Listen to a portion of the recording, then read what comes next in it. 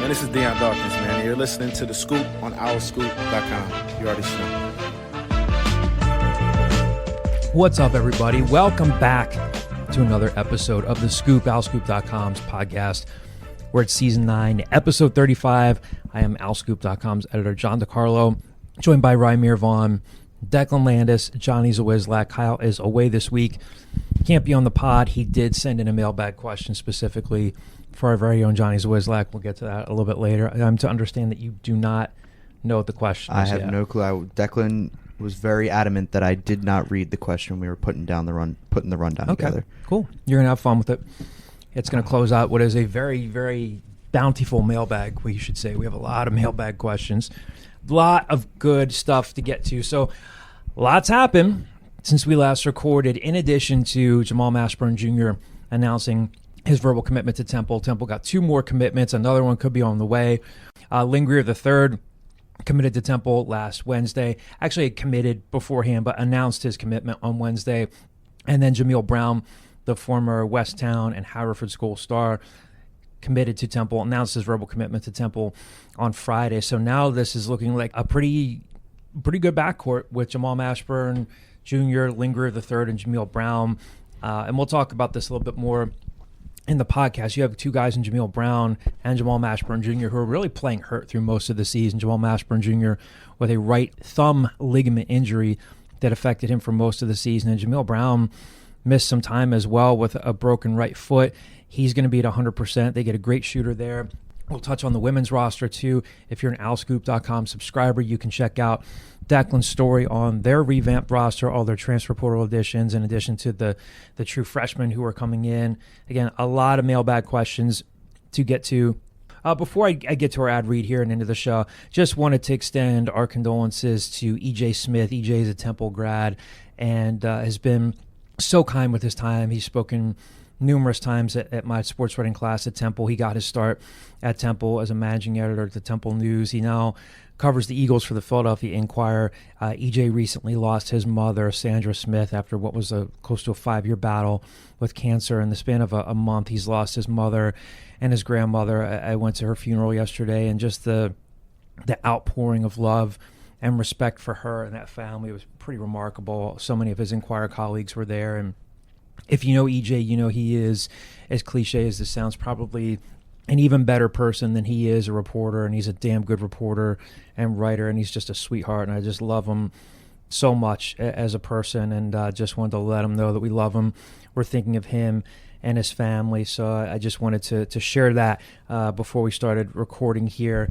The Scoop, as we tell you each week, is brought to you all by Greenspan and Greenspan Injury Lawyers. If you've been injured while on the road or the highway and the crash was someone else's fault, the insurance company is not going to be on your side. You need us, Temple Law grads, who will fight hard to get the compensation that you deserve. We only get paid if we win, so in Pennsylvania or New York, call us today at 215-261-7359. That's 215-261-7359, and you can find them on the web at greenspans-law.com. That's greenspans-law.com. Mike's a terrific person, a Temple grad, and I think some of you who are loyal Scoop listeners might remember that when he first decided to sponsor the Scoop, we had him on the show, and you'll know that Temple means a lot to him. So you're in good hands if you reach out to him. Really knowledgeable guy, big Temple sports fan to boot. Famous number 35s, guys, and then Declan's on or around this date. A lot of 35s. Johnny, do you have? I have one. You have more? I told week? Declan and Rymir, you get one out of me, and it's Cole Hamels. Yeah. The old left-hander. Kevin Durant. Yep. With the bucket. Former Eagles running back, officially, Boston Scott. Yeah. Who's now officially left. Oh, wait, he's gone? Rams. Oh, yeah. What a shame. I knew. What a shame. The Giant killer. Did the Giants play the Rams this year? No. What was it like as a Giants fan to see a scat back who just miserable stayed in the league because of his games against the Giants? Miserable. That's fair enough. Yeah. Yeah. No need to elaborate. I hate that team. So Christian Okoye, the late Christian Okoye, was before your guys' time, but was like just a monster back for the Chiefs. So I think of him. I know there are other 35s we're missing. This is where we missed Yogi Kyle. Berra? Yogi Berra wore 35? I believe so. Did he wear number 8? I think But like he it also was, wore It was 35. 35 at a brief point. I Yeah. think like a very very brief point. What do our number sources tell us, Declan? That's why I remember it. The only other one that I know, Somebody did their because homework. we were talking about it earlier. Gaylord Perry wore 35. The old knuckleballer, the old Yeah. wily Yes. veteran. Absolutely. Are you on our favorite website right now with the numbers? No, I'm not. I'm watching our levels, trying to make sure our podcast sounds good. Because you're a good. 'Cause that's my if not job. good, a great engineer. Oh, We thanks miss so much. Kyle right now. Although we could, I love Kyle to pieces, but we could go to our favorite website where we get our numbers and do a little bit more trivia. Yeah, I thought I'd remember more from my research today, but I guess not. Your extensive research. Yeah, my extensive research. Your grant. I heard you were awarded a grant to research numbers. exclusively, Whoever wrote that grant has to be really good at grant writing because exclusive when we partnership. talk impact, I just don't know if the impact is there. The social exclusive impact sponsorship is- with Riker.com. Johnny, you want to quiz us a little bit on give us like 2 or 3 35s. This Sure. was your before was your we get homework to from on Kyle, around so- this date. I don't think this was my homework, but okay. From Kyle. Current Astros pitcher, won multiple Cy Youngs. Justin Verlander. I thought Verlander was 34. He wore 35 when he was coming up with Detroit. Okay, all right. Let's see. I'm trying to find one that like I actually can. Okay, famous pitcher, pitched for the Yankees. He had over 250 wins. Pitched from 1963 to 1989. Oh, And out of my wheelhouse. Okay, well you know him because there is a famous surgery named after him. Oh, Tommy Tommy John. Tommy John. I was trying to give other hints, but I realized it just wasn't worth it, and the only other hint that I knew was going to give it away. Yeah. I don't. Hernia. A lot of these guys I haven't really heard of, if I'm being completely honest. Give us a couple. Maybe I've heard of them. C6. Achilles I accidentally heel. swiped off the Neck page. fusion. What's your Oh, Wisdom teeth. I think he. I was on the Athletics for almost all of his career. 2-time World Series champion, was an MVP once, 1979, 2003, and is most known for his ability to steal bases. Ricky Henderson? War number 35? That's what ranker. That's what He wore ranker.com 24 through says. most of his career. Okay, all right. Probably That's- another I'm- stop. That's why I feel like this website's like this because there are so many players that wear random numbers at points. They do. They are good at scanning the whole career of the player. Yeah. Hit us with maybe 2 more. Two and then more? we'll let Declan cook with his. Oh, You're disturbed by the fact that I said let Declan Hey, cook. this aren't you? it was kind of I'm crazy, too but old I'm to be proud of saying you. stuff like that, right? No, I'm proud of you. It's a big day today, so just so you know. I was say, Declan, you were very excited to do your. It's a lot of cool Yeah, Johnny, stuff. warm up the crowd a little bit more before we get to Declan's on Okay, around this okay. date. This one, he is still a current MLB baseball player. He has won multiple Gold Gloves. Was famous for his time on the Giants. Was on the Giants when they won in the World Series in 2012 and 2014. He was an infielder, known for his long hair that he has. Tim Lincecum? Mm-mm. That's who I was thinking. Yeah, because that wouldn't have. Shortstop he was and pitcher. and third baseman. He's a shortstop. He mostly just played in the infield, but shortstop and third baseman. Brandon Crawford? Brandon Crawford. Really? You said I wouldn't long say hair, he's and I went to famous Tim for his Lincecum, long even though hair. you said infielder, and Tim Lincecum was a pitcher. So I love Tim Lincecum. Okay, we already said him. It's not a great number. It's a number that people that like players wear like it's not. Oh my god! I keep my least favorite thing about this website is all the ads. Hey, we're trying to get sponsored, so. By ranker.com. I thought we were phasing this. I thought we were phasing this thing out so we could Shut up. I just remembered a random sixer. I remembered a random sixer from the late '80s, Armand Gilliam, who I believe passed away. Played at UNLV. He played with like Barkley, Johnny Dawkins, Hersey Hawkins. Was known for like this haircut he had that like they called it the Gumby cut, where it was like shaved at an upward angle. Oh, I've seen Forward. that. I know what you're Yeah. talking about. Yeah. I really don't have another one that I can quiz you on. Like I could just name them, but I don't know enough about the rest of these people to kind of give quizzes on them. Just give us one clue just from looking at the name. Baseball, World Series champion in 2009 and World Series MVP. Played on the Yankees. I don't know. I don't have his designated hitter. Played also in the outfield. I don't know. Not Bernie Williams, right? No.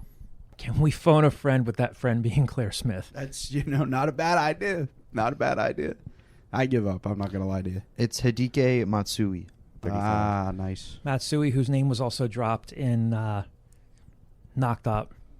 Yeah. Did you ever see that? No. Or Paul Rudd. You make it sound like you saw it. Paul Rudd sneaks away I for a just wanted to fantasy make you baseball feel heard. draft and doesn't want to tell his wife. And then she finds out, and he's like, I got Matsui. All right, Declan. Johnny, good job. Johnny, Thank you. great I job. tried my best. Great job. On But, or around this date, Time Declan for the Landis. adults. You know what I'm saying? Oh, Here we jeez. go. We're looking at today because, we're a day late, and that's okay. But we're looking at Thursday, May 2nd, which is when this podcast will drop. But what if you get this thing edited and I we won't. post I'm it? telling you I won't. I'm telling you I've got stuff to do today. It's that commitment to his craft. We're going to start. Sets him apart. We're going to start with two very famous athletes. One you think of as an athlete, the other you wouldn't. But he definitely became famous because of his athleticism and then translate it to another field, namely Hollywood. So we'll start with him. You may know him. Carl Weathers. No. Big movie star now. The Started Rock? in a field that, would you say? The Rock. The Rock, yes. He was born on this day in 1972. And this other player, you wouldn't know him as much because you didn't watch this sport. I know you didn't watch this sport. But very famous overseas. He's the face of asthma. If you ask anybody that has been to an allergist in their life, this dude is all over every magazine and everything. Married. Well, that kind of gives it away. Is it a track athlete? No. NASCAR? No. It's soccer. Soccer. I was going to say my hint, but I think it gives it away. For you. I don't know that it gives it David away for Beckham? you, too. Yeah, David Beckham. My hint was going to be married to a Spice Girl. On this day in 1939, very famous streak ended in the sport of baseball. 39? 1939. Was that was too... That's too old for DiMaggio's hitting streak, right? It is. It is too old. This streak was broken. Lou Gehrig's consecutive game streak? Correct. Bonus points if you know how many games. I don't know. 2,130 games. More. Later broken by Cal Ripken Jr. On this day in 2011, this event occurred and led to a very famous John Cena clip where he said, "We have caught and compromised," to a live crowd of people at a WWE show. Oh, Osama bin Laden. Osama bin Laden Yeah. was shot and killed by U.S. forces. In this day in 1803, what was that? What the hell was that? Johnny just went like... I just That was right over it. can't see him. On this day in 1803, the United States finalized the purchase of this thing from France. Louisiana Purchase? The Louisiana Purchase. Shout out. On this day You in guys gonna 15... show up in this segment or what? Yeah, Everyone's just please. gonna be Thank me? you for guessing. On this day in 1519, this man passed away in Clau, France. Okay, Clue, what are we France? doing here? He very famous It's called artist. history. Very famous artist. Van Gogh. 1519. Leonardo da Vinci. Oh, okay. Yeah, I don't know why I said the answer and didn't let you guess. That's That's on kind me. of crazy. I saw it in Johnny's eyes. He just didn't know. And with That that, was the last one? that's been on this day. Thank you so much. What are we doing here? What are we doing? I'm expected I just to heard know the year history. 1519 and I checked out. It was Da Vinci, Johnny. I mean, I got it wrong. Da but at least I Vinci. tried. Who painted? You ever seen that clip? Who painted the Mona Lisa? What's Da that from? Vinci. What's that from? It's just a video. It's a good video. Of no one in particular, no show, no movie. Just two identical twins with long Those blonde guys hair. those guys are so stupid. They're wrestlers. Did you know They're that? wrestlers Yeah, now? independent wrestlers. No, they were wrestlers first. Hold on. I need to find this clip for John. For those of you at home, if you haven't seen the Da Vinci video, what are you doing? It's a great video, all timer. True. This was like peak COVID video too. It was, yeah. This was like everybody just coming together on the internet, making some good content because you had nowhere else to be, and Painted the Mona Lisa. Mona Lisa. Yeah. Da Vinci? Oh, I've seen this. I've seen that. Yes. Da Vinci? It's hilarious. I've seen that. Hilarious. Maybe we'll have them on as guests next week. Oh my God. The Voros. Let's focus on getting Taylor Swift first before we. Yeah, that would get us. Those guys are high profile. It's hard As, to get as that. the producer, I think maybe we should focus on the Voros twins. I think that might be, a little easier. T Swift. I think it might be just a little more in our range, unfortunately, right now. If Johnny keeps stepping on our on this day selections, It is, however, within our range to talk about the Temple men's basketball program and Great the women's segue. basketball program. Wouldn't you Great say? segue. So, like we said, busy week for Adam Fisher and Diane Richardson in the transfer portal. So, again, in addition to adding Jamal Mashburn Jr.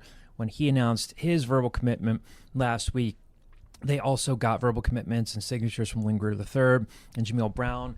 For Temple fans who have wanted Lynn Greer III to come to Temple, this was a long time coming. Of course, he is the son of Lynn Greer II, one of Temple's all-time leading scorers, and is currently Adam Fisher's chief of staff. So Lynn played at Roman Catholic. He initially was going to try to play at Oak Hill Academy, came back to Roman, finished up his career at IMG, started off his career at Dayton, played 2 seasons at St. Joe's after transferring in from Dayton in 2022, and was, as Temple fans know from the Big 5 championship game, he got to see him up close, featured heavily in that St. Joe's rotation, averaged almost 11 points on 48% shooting from the field, 30% from 3 in 32 games. But again, you want him more, as much as anything, as a true point guard, a guy who can really get up and down the floor. He's quick, enjoys passing, enjoys getting his teammates involved. So that's a big addition for Temple. I asked Lynn when I talked to him last week if he knows if he has another year of eligibility left or 2 years.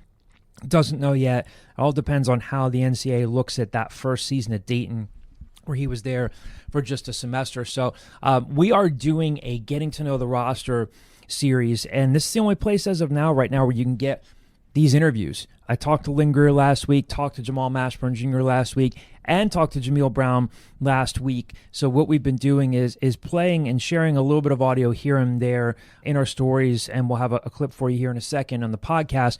If you want access to the full interview, you have to subscribe. Well worth it.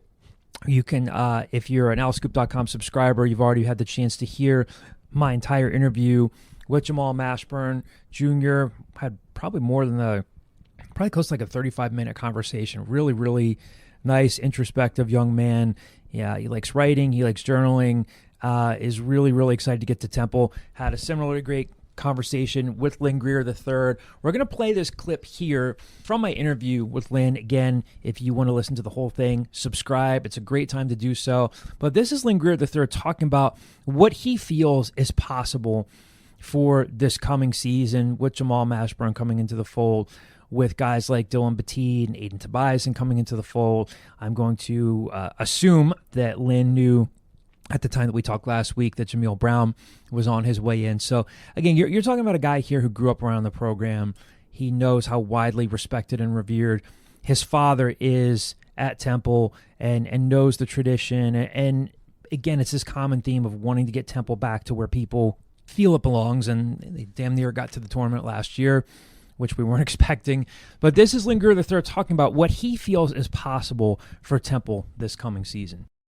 You've been around the program your whole life.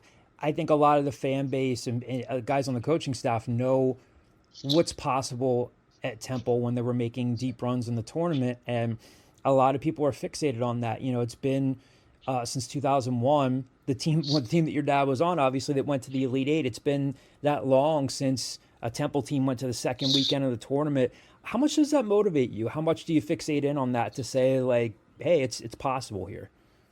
Well, I think it's very possible next year, bringing in Mashburn, bringing in those freshmen, and then we're still recruiting. So I'm very excited because I really do believe in this team. Even the team last year, like, they got far into the American Conference tournament, got to the championship, and basically we just got to build off of that. So I think the vision is there, and I think that the guys that we have are everyday guys, guys that want to be in the gym every day. And I think that's really going to elevate us, and I think it's very possible. All right, so like I said, You can hear our entire interview if you're an owlscoop.com subscriber. Again, just some stuff about Lynn, his life outside of basketball, about growing up with sometimes what I considered when I talked to him to be like these outsized expectations and constantly being compared to not only his father but just people expecting a lot out of him, which he gets, and how he's handled those expectations and just how he views the roster. A lot of great stuff there. So again, if you haven't subscribed already, What are you doing? There we go. What are you doing? can always count on Declan. It's called exclusive interviews, people. Sign up. Like I say, you can only get these interviews here, nowhere else. Jameel Brown, as I mentioned at the outset of the show, a North Philadelphia native, grew up right around 20th and Diamond Streets, and committed to Temple, announced his verbal commitment to Temple just 2 days after Lynn Greer III did. The connection there, of course, is that he was recruited to Penn State by Adam Fisher when he was an assistant on Micah Shrewsbury's staff. He was also teammates with Cam Winter on that 2022 Penn State team that made it to the NCAA tournament. So some cool connections there, and Cam is now, I think we've talked about this numerous times before, instead of heading overseas to play, now Cam is a assistant on Adam Fisher's staff and is reunited with Jameel Brown. Again, a lot of you, I think, listen to this podcast, have followed recruiting, followed players around here. He was a 4-star recruit, had a right foot injury that I referenced at the top of the show, kept him off the floor from late November to late December. And he really, if you hear our entire conversation, you'll hear him say that it affected his play throughout the rest of Penn State's season. But he had some good games earlier in the season, even when he was hurt. 13 points in 17 minutes in a January 13th loss to number 1 Purdue at the time, and then 14 points on 4 or 5 shooting from 3 in a February 3rd road win in Indiana. Got off to a really hot start with hitting a bunch of threes against Del State. But again, he had a broken bone in his foot. Barring anything unforeseen between now and November, he's going to be healthy. Jamal Mashburn Jr. is going to be healthy, and that's a really big deal for Temple. They add another shooter. Here's Jameel Brown, similar to what I had asked Lynn Greer III. This is Jameel Brown talking about wanting to get Temple back to where he feels it belongs. Again, you're talking about a guy who grew up at 20th and Diamond, mere blocks from Temple's campus, and knowing the tradition.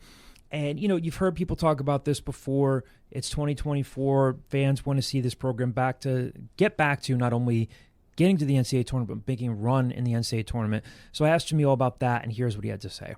What do you think is possible for Temple next year? I mean, honestly, you seen it this year. They made it to the AAC championship, and I feel like the next step for us would be to win that championship and go to March Madness, and just have a great non-conference schedule so we can maybe get an at-large bid and just win a lot of conference games and things like that. But also, honestly, just the biggest thing for me, honestly, is just to put Temple basketball back on the map. Mm-hmm. I feel like Temple is a very historic, and some people may forget, but Temple is a very historic program, and we just want to get back to that. All right, so once again, like the Lynn Greer III conversation, you're going to have the opportunity to listen to my entire interview with Jameel Brown in our Getting to Know the Roster series. So again, great time to subscribe. You can hear more about his life, what he's looking forward to, his injury recovery, all that good stuff. Again, things really, really starting to pick up for Temple. So the transfer portal closes today on May 1st. We're recording this on Wednesday, May 1st. So if players want to enter the portal, they have to enter the portal by May 1st. Doesn't mean they have to decide by May 1st. So things should start to slow down a little bit for coaches. Not a whole lot, but a little bit. And maybe slow down for reporters too. But well, it's interesting. The grind never stops. So. Exactly. Yeah. Exactly. You were the first person to say that. Coined it. Trademark. There we go.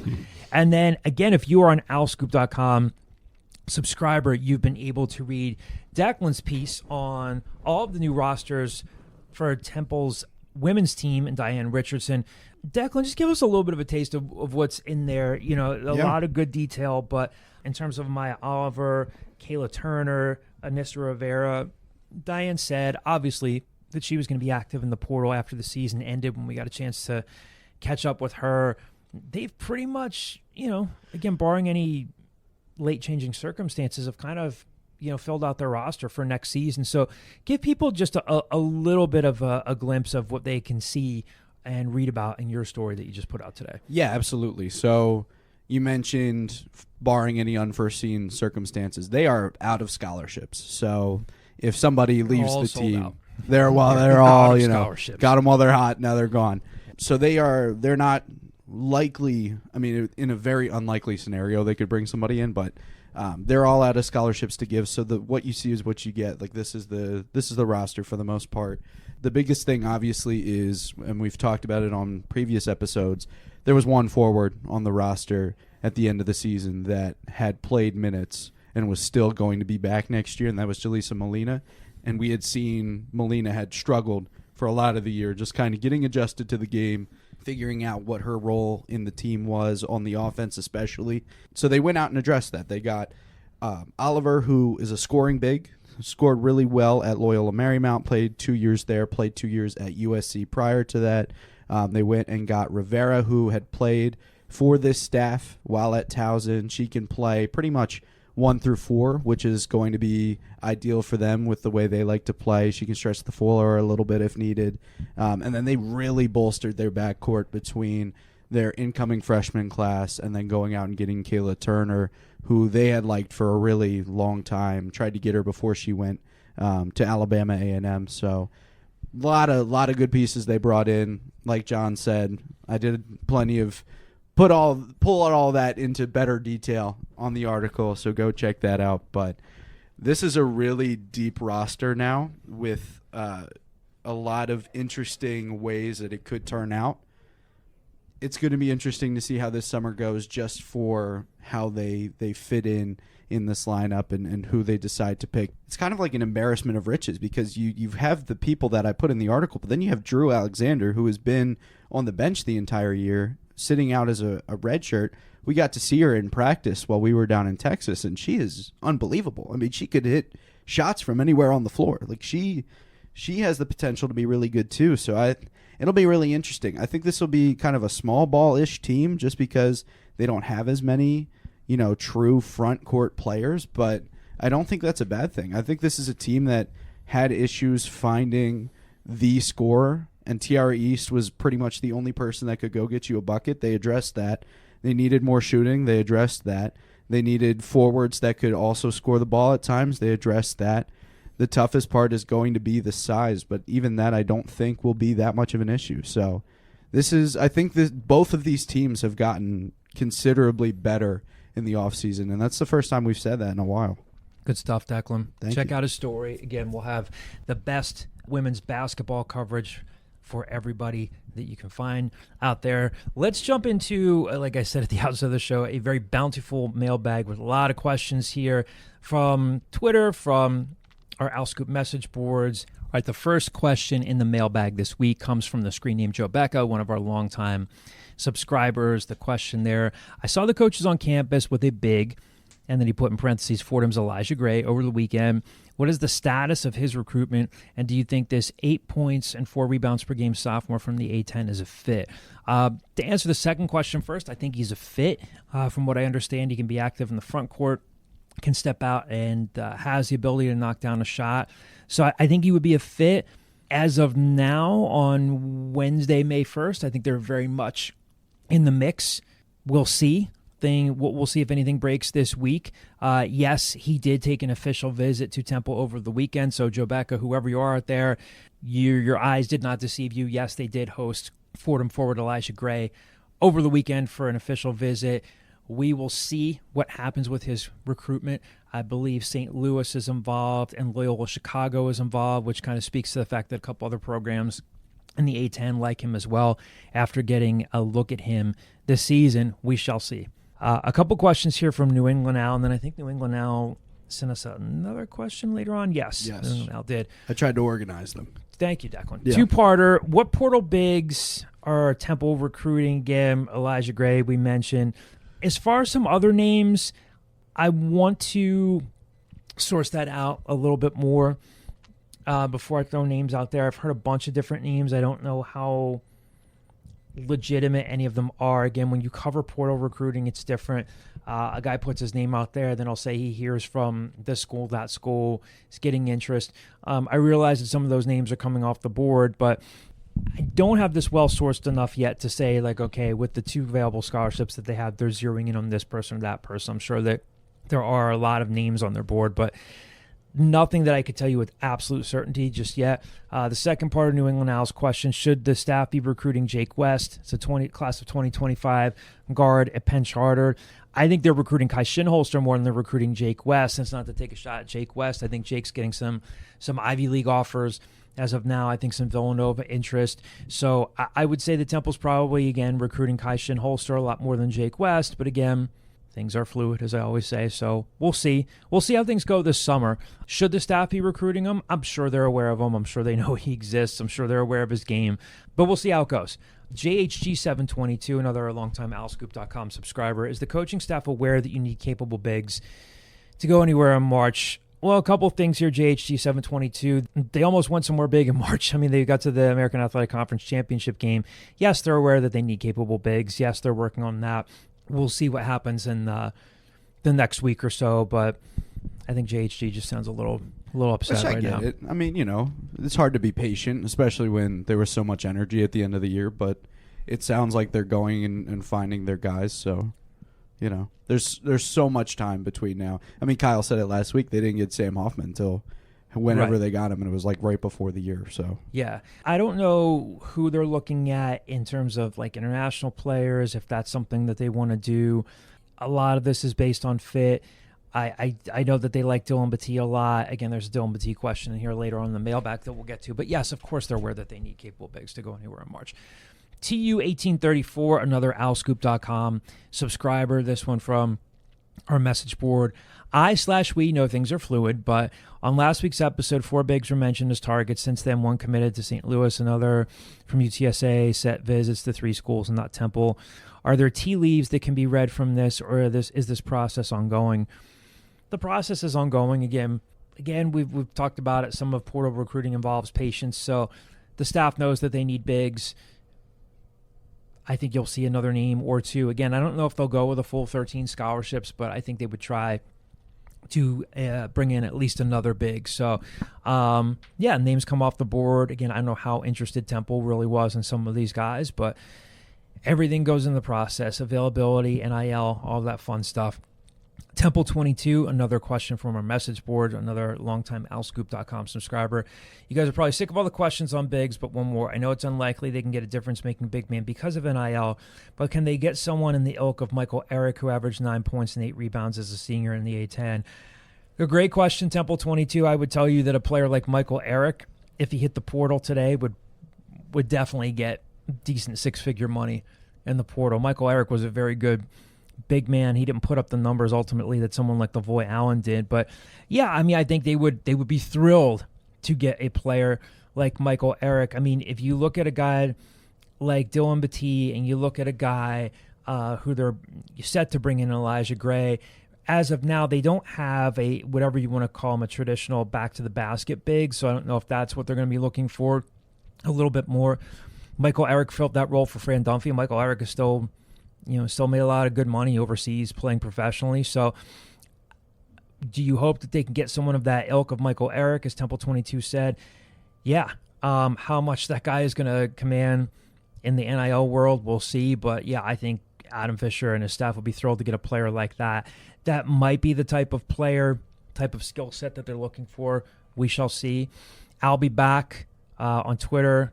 Our friend Sean McGady. How about a question about recruiting a big? Just kidding. There are already 5 of them on the message board. Fun question. Copyright issues aside, what song would you pick as the intro for the pod? P.S. Loving the On This Day segment. Looking forward to the January 6th episode. Damn. I was going to say to you, Decker. So is Johnny. I was going to say Johnny's to you, Declan, not an insurrectionist. Please. That's just a. That's What, just what a is bit. your plan for when you get to dates like January 6th? Like, what is your? Are you going can't run from it. Like, Can't run from it. Can't That's run what from happened. it. Yeah. That's what happened. No, You I know? know, but was there like a plan to like a, I don't know. You're just gonna make us try and guess it? Why would I tell you what my plan is? Wouldn't that ruin the segment? I was more like putting it out in the air, like saying, It's like, also the hey, like you gotta think about this. I have thought There's also the about possibility that we may not be recording on or around January 6th. So That's very true. That's very true. we'll see. I don't know. Anyway, copyright issues aside, what song would you guys pick as the intro for the pod if licensing fees were not an issue? That's a really good question. There are a couple of songs that I don't think we could do in a family friendly setting that I would have picked. Is your mom still listening to the pod, by the way? I hope so. Hi, Mom. Hi, Dad, if you're listening. Real quick, speaking of parents, need to pay tribute to the family of Caden Steele. Met Mr. Steele this weekend, was at the shore, took the Cape May Lewis ferry over to Lewis, Delaware, which is absolutely beautiful. Nice, charming little town. Caden's family has a place there called Olive and Oats, I believe. Yes. I said that right, not Oats and Olives, right? It's Olive and Oats, I believe. I believe, yeah. Very cool little spot. Beautiful, beautiful town.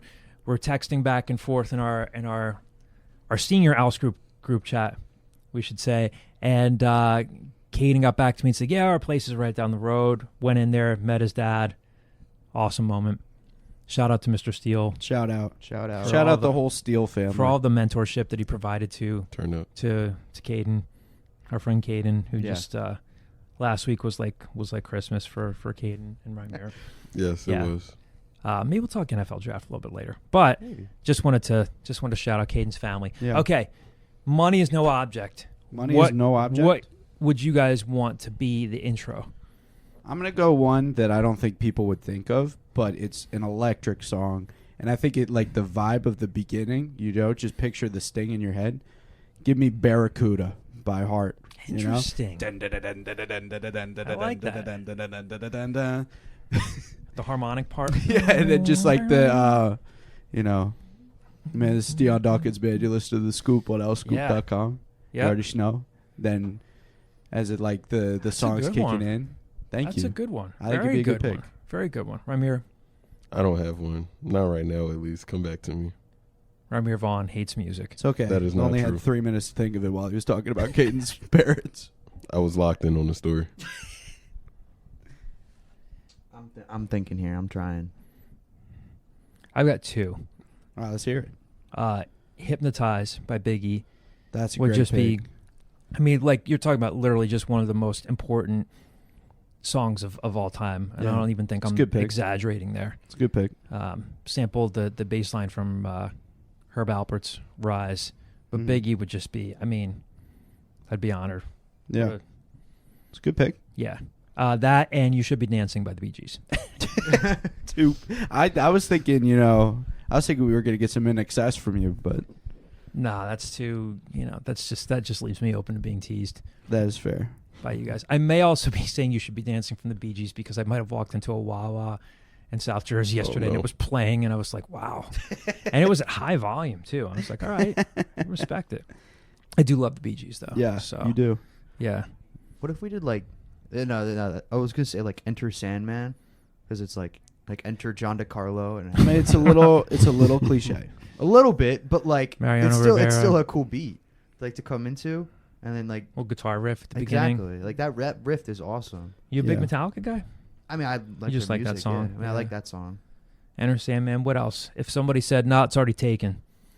Put Sean McGady. I got one. Sean McGady got it for the I'll Be Back podcast.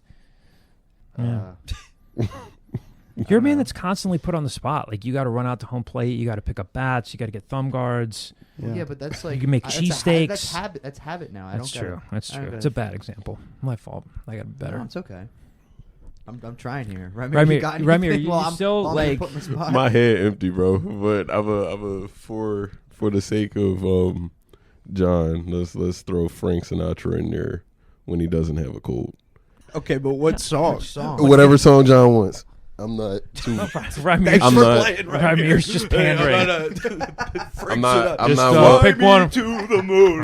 Welcome to the Scoop. That'll really get you turned up, bro. I'm not well versed in the discography of Frank Sinatra. So pick somebody you know. Too bad.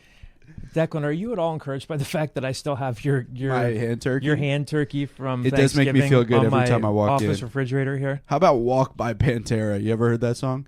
Yeah. That'd be sweet. Look, nobody else is playing. All right, somebody's got to play along. I am. I'm trying. I gave people one. from my age. People from my age group and my generation would like that. It's a great song. So we got some any Sinatra song, courtesy Ramir Vaughn. I'm throwing the challenge flag on that, but Our loyal listeners in their All 60s, of them. 70s, and 80s would appreciate that. and the AARP crowd. Did you hear their scoop intro? They got old Blue Eyes in there. Give me some Dean Martin. Some Dean Martin, some Sammy Davis Jr. Brought to you by the scoop, as always, is brought to you by the legacy of the Rat Pack.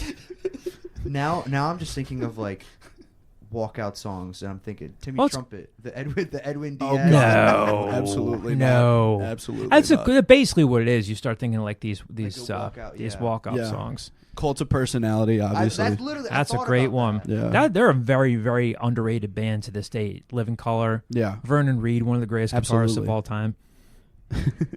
I just think it would be hilarious just for one time if we like did Many Men by 50 Cent, which cause it's just simply not true about any of us.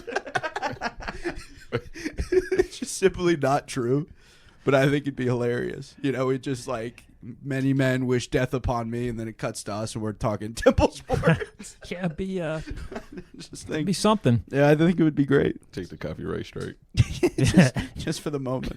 What do you think Kyle would pick? He'd pick a Taylor Swift song. Yeah, right? he would. He'd pick Shake It Off. No, my mind immediately went to Bad Blood. I can't even lie. I feel like that's. That would be before he makes fun of you. He'd play that song and then he would go Yeah. in on you. Yeah. Good question, though, Sean. Appreciate it. Great question. Next question from the screen name Al Worldwide. Hypothetical situation, Jaleel White comes back and Temple brings in 2 5s who can play at the American Athletic Conference level. Does Temple make the tournament? And then D-Blaze75 with a follow-up. What do you think the odds are that Jaleel White returns? Based off of numerous sources I've talked to, I do not think that Jaleel White is going to be returning. I think that Jaleel White was interested in returning. Don't think it's going to turn out that way. Keep your eye on another Big 5 school where you could see him end up, from what I'm being told. So I don't think Jaleel White is coming back. Really wish him well. Like Ja, always enjoyed talking to him. People down at the Shore speak highly of him from his time at Wildwood Catholic as well, but I do not think he's going to be coming back to Temple. Al Worldwide's second question, is Lance Ware still in the conversation? Don't believe so. Has he announced anywhere? Has he committed anywhere, Lance Ware? I'm not sure. I don't believe so. No, I do not think, unless I would be stunned if Lance Ware enters back into the conversation for Temple. New England Al, fine. One more question. Is the staff still recruiting Jaron McKee?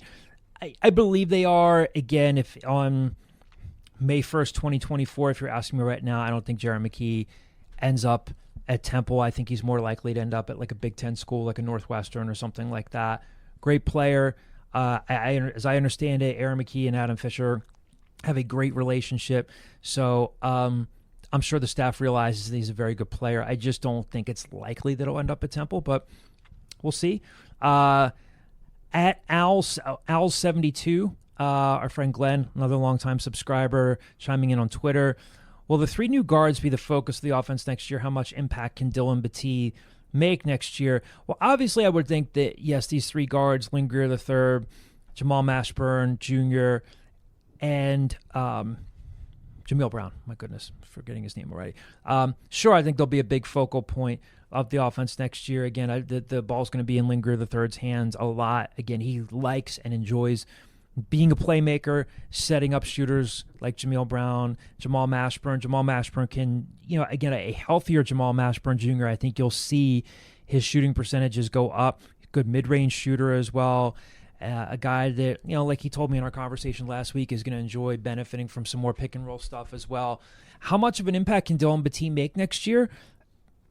I think he'll make some impact. Again, I know I feel like I get a lot of mileage out of this bit of audio from our friend Ari Rosenfeld from Elite High School Scouting, but he's a very, very good athlete. Ari said with utmost conviction that he comes in next year and immediately might be one of the best athletes in the conference. Not one of the best athletes as a true freshman in the conference, but one of the best athletes in the conference, period. So obviously there's going to be an adjustment level, but a 6'8", 6'9" guy who can run the floor, dunk, score on putbacks, block shots, yeah, he's going to have an impact. And they're going to need him to have an impact. I'm not saying he's going to eventually start and play 35 minutes a game, but he's a strong kid, an athletic kid. Obviously, depending on when he gets in the summer and can develop his body a little bit more, I think he can have a decent impact. I don't know that he'll start right away, but again, we shall see. Park Owl, another question from the mailbag. The logo at center court on the Owl Club site for the 2024-2025 season tickets has the full Temple lettering as opposed to the Temple T. Does this reflect a change at the Liacouras Center as well? Honestly, do not know, Park Owl. That's a question for the athletic department.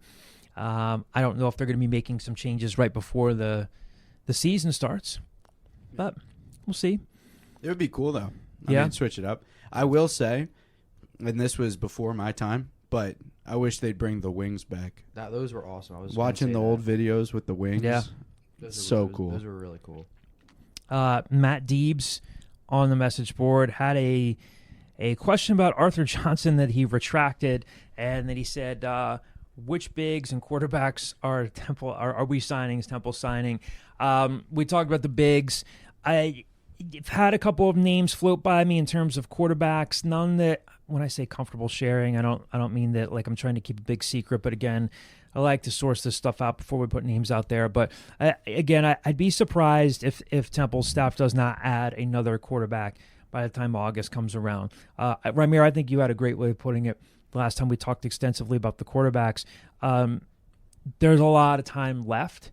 I don't think the coaches are, at the point where they're saying, oh, we're good there. I don't know that they're panicking either. Would it be fair to say you feel like they're somewhere in the middle right now? For sure. Yeah. So I don't have a name that I'm quite sure on yet, but yes, they are recruiting some quarterbacks in the transfer portal. I know that's a little bit of a bland answer for you, Matt Deebs, but we'll have more for you in the future. Similar question from Detroit Owl on Twitter. Any updates on the QB1 position?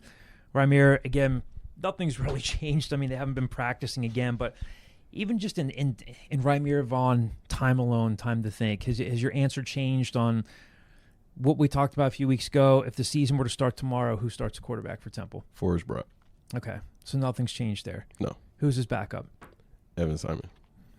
Who makes the biggest leap between now and that third week of August where Stan and the staff are paring reps down to say, okay, now we have to really get reps and get a guy prepared for the season opener at Oklahoma? Who makes the biggest leap between now and then? Evan Simon. Okay, interesting. Temple fan Al, is Villanova a Philly school? Boy, this is No. No. It's in Montgomery County. most of it is. I think part of it's in Delaware County, right? Doesn't matter. Yeah. Is that Point still Philadelphia? stands. No. Bingo. Yeah. Just doing one last sweep of Twitter to check. Couple more questions here. The second to last question here from my brother-in-law, Hal Parsons. A loyal Scoop listener, St. Joe's grad. Hi, Hal. Hello. Declan says hi. Ramir, They heard it's an met audio Hal, podcast. Ramir met Hal I have, on Thanksgiving. Yes. How was amazing. Does free will exist? Is this question. That's crazy. Okay. That's crazy. This is like a perfect, I take the hour-and-a-half train up here in the middle of July and we record a podcast. This is the perfect middle of July question. Yes. But Hal says no, Declan Landis. This is a May 1st question. Hey, you got to answer the questions in the mailbag. Yeah. Yeah, I think it does. I think Why is that? Well, I think, it's there are two sides of the coin, right? You can only make the decisions that are presented to you in your sort of context. There are choices that are made for you that are beyond your control based on where you live and the constructs of the society in which you live. But I do think you make choices that impact your context every day, whether big or small. And I think that is our understanding of free will. Damn. That was pretty good. That was really deep. Thank you. I was not expecting that when I asked you why. That was very... Oh, always remember the time Dig that Johnny deeper. called you dumb. What? I wasn't expecting that intelligent answer from my Johnny will friend have a Declan chance Landis. to prove his level of intelligence in a second here. Yeah. You know what makes me think of when I think of free will? you went to Catholic school all 12 years of your life? Hold on, let me count. Yeah. See, I did No, not. 14. But we Preschool and had, kindergarten. my parents went to Catholic school. We went to public school growing up, but we had CCD. Mm. So we were the guys that came in for CCD classes and looked at the stuff in your desks, pretty much. Nice. But my CCD teacher used to talk a lot about free will and say, yes, you pray. Because people used to say, well, like, if everything's predetermined by God, what does it matter? And our CCD teacher, and I forget her name, would say, free will is the whole thing. You still have to make good choices. Absolutely. And, so I think you answered it beautifully. Thank you. Free will, that's what I think of when I think of this question. Great question, Hal. Yeah. Maybe we'll have an Terrific entire question. episode dedicated to it in the summer. I thought you were going to say an entire episode dedicated to Hal.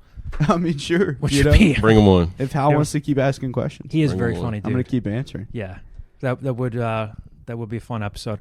All right, Johnny. The time has come. Kyle man. Gauss put this on Twitter. So did you just avert your eyes, or did you had stuff going on? Did you didn't wanna look at genuinely this? not see the question? I have no clue what. It's Okay, covering. perfect. All right. This continues with the bit where Kyle knows that he's giving you a hard time. Mm-hmm. And what did he say last week or the week before when he was looking at the timestamps? Where it was like the first couple minutes of the podcast or whatever, and then the Oh, rest and of it was then us just eviscerating Johnny. Yeah, the gang beats up on Yeah. Johnny. Okay, here's Kyle's question.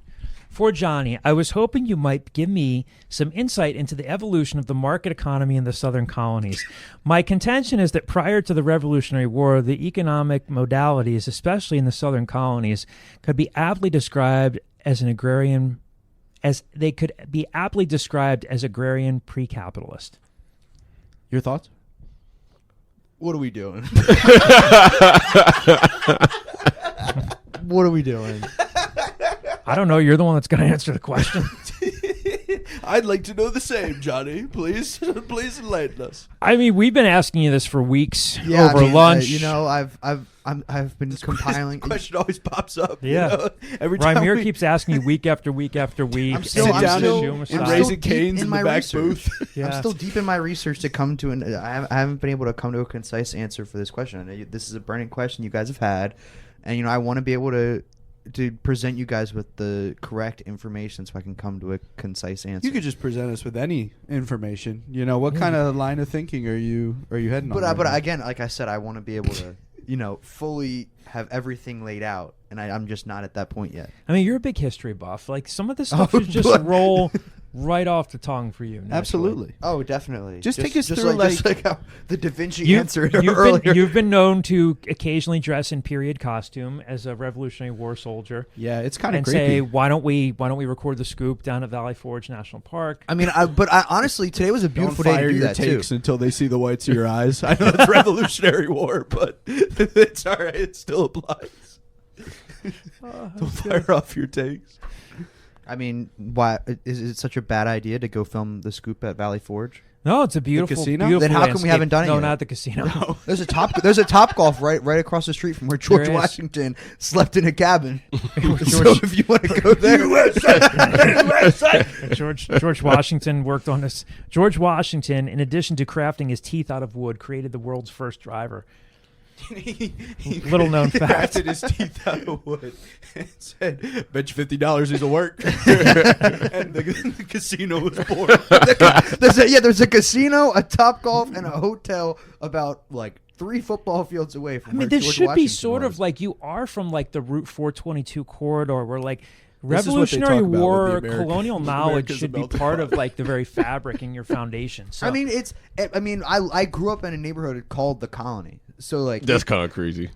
that's the name. Yeah. Right. That's the name of the Yeah. neighborhood. Right? yeah. That is. Okay, I didn't name the neighborhood. What do you want me to do? We're Johnny's not found- blaming you. It's Johnny's just found himself on the it's hot seat insanely once again. insane. Yeah. I'm just saying. I was saying along with the question is I grew up right outside of Valley Forge. What? That's Listeners, right I on brand. apologize. That's right on brand. This audio is terrible. What do you mean that's right on brand? What do you mean by that? What do you mean by Well, that? we've run out of time for this week. Because I don't appreciate that at all. What was the question again? I forgot. The question, let's read it one more time. For Johnny, I was hoping you might give me insight into the evolution of the market economy in the southern colonies. My contention is that prior to the Revolutionary War, the economic modalities, especially in the southern colonies, could be aptly described as agrarian pre-capitalist. It's a fair point, Kyle. I mean, are you dying over there? Are you okay? Yeah, I'm dying, and the only cure is for you to actually add a take to this question. The only cure is an answer to this question. Well, This is like shaking a magic 8-ball and waiting for a response. Yeah. you're going to be waiting for a while because Ask later. All right, here's a teaser for next week. You have 1 week. Actually, we're on a short week. We're recording on a Wednesday. It's just like This the isn't equivalent. fair. It's Short just like the week, equivalent it's of 1 day. It's Get just over like the it. equivalent. short week. It's just You like said the, you've been researching for a This while is like the now. equivalent of us playing a Monday night game. You got a short week. If we record next Tuesday, you got a short week. You to said do you've a been lot. researching for a while. It shouldn't be a But problem. this is short notice. If I you need- were I live need on the the full scoop, 7 then it would days. be. I need the full 7 days. We got to push back and record on You need to Wednesdays. get into you need to go beyond Google. You need to get into some libraries. You need to go into like the card catalog, find some real original You gotta steal the sources. Declaration. I hate to, you're right. I got to be better. Johnny's flustered once again. I don't know even. I can't. Weekly flustering at Johnny. So much has happened in the last 2 minutes. Yeah. Well, Kyle's left his mark without even being here. This is a Temple podcast. Why are we talking about the Southern colonies and their economic impact? Well, Because we it have was not in been. the mailbag, Johnny. This is from Kyle. Learn the scoop. Oh my goodness gracious! If the listeners want to know, and Kyle, you know he listens on occasion. I did put Kyle it is not going to listen back to this. No, has he said certainly on will. multiple I put that- occasions that if he is not a part of it, he will not go back and listen. I He put it certainly on top will. of the question. I said Kyle Gauss, and in parentheses, even though he won't listen to this anyway. So Unfortunately for you, our listenership is up 26% over last year. So we are a growing podcast, and you know who started around this time last year? I don't want to say that we're, Hey. that we flipped it. but exactly. no, Change agents, I call you all. No slight. Change The agents. people like what they like, you know? Yeah. Well, Johnny, we'll let you off the hook here. We'll close out this episode. Thank you all for tuning in. Johnny has some work to do. He's got to get 1% better each day. Bigger, on Thursday, faster, stronger, Friday, Saturday, Johnny. Sunday, Monday, and Tuesday. He should be back in the QB1 seat and ready to answer a question like this. So Sure. let us know what Ready. you've come up with. Sure. Love you all. Thank you for listening. We'll talk to you next week.